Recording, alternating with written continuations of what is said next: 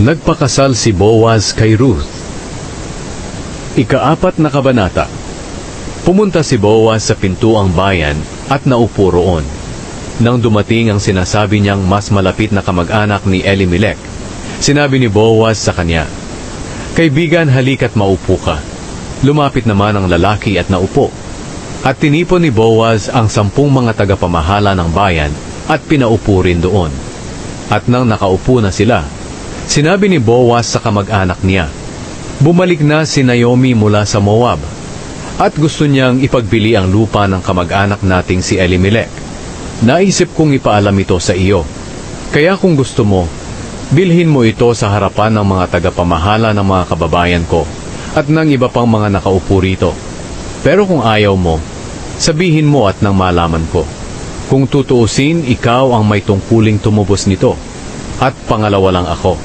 Sumagot ang lalaki, "Sige, tutubusin ko."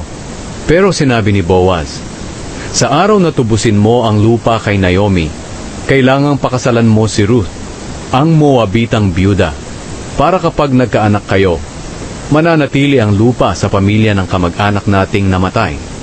Nang marinig ito ng lalaki, sinabi niya, "Kung ganoon, hindi ko natutubusin ang lupa, dahil baka magkaproblema pa ako sa sarili kong lupa. Dahil pati ang magiging anak namin ni Ruth ay may bahagi na sa lupa ko. Ikaw na lang ang tumubos. Hindi ko kasi magagawa iyan."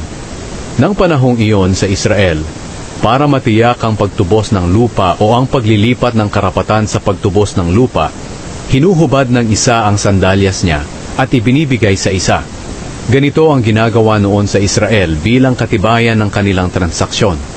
Kaya nang sabihin ng lalaki kay Boaz, "Ikaw na lang ang tumubos ng lupa," hinubad agad niya ang kanyang sandalyas at ibinigay kay Boaz. Sinabi ni Boaz sa mga tagapamahala ng bayan at sa lahat ng tao roon, "Mga saksi kayo ngayong araw, nabibilhin ko na kay Naomi ang lahat ng lupain ni Elimelech, na minana ni Kilyon at Malon. At bukod pa rito, pakakasalan ko si Ruth na Moabita, na biyuda ni Malon, para kapag nagkaanak kami, mananatili ang lupain ni Malon sa kanyang pamilya, at hindi mawawala ang lahi niya sa kanyang mga kababayan. Saksi nga kayo sa araw na ito." Sumagot ang mga tagapamahala ng bayan at ang lahat ng tao roon sa pintuan, "Oo, mga saksi nga kami. Naway ang magiging asawa mo ay gawin ng Panginoon na katulad ni Raquel at Leah, na nagkaanak ng mga naging mamamayan ng Israel. Naway maging mayaman ka sa Efrata at maging tanyag sa Bethlehem. Naway ang mga anak na ibibigay ng Panginoon sa iyo sa pamamagitan ng babaeng iyon ay magpatanyag sa pamilya mo, katulad ng pamilya ni Perez, ang anak ni Juda kay Tamar." Ang mga ninuno ni David. Kaya nagpakasal si Boaz kay Ruth, at niloob ng Panginoon na magdalang tao si Ruth at manganak ng isang lalaki. Sinabi ng mga kababaihan kay Naomi, "Purihin ang Panginoon. Binigyan kanya ngayon ng apo na mag-aaruga sa iyo. Naway maging tanyag siya sa Israel. Palalakasin at aalagaan kanya kapag matanda ka na, dahil anak siya ng manugang mo na nagmamahal sa iyo ng higit pa sa pagmamahal ng 7 anak na lalaki." Palaging kinukuha ni Naomi ang bata at kinakalong, at siya ang nagbabantay nito. Sinabi ng mga babaeng kapitbahay ni Naomi, "May apong lalaki na si Naomi."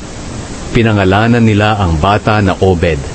At nang malaki na si Obed, nagkaanak siya na Jesse ang pangalan. At si Jesse ang naging ama ni David.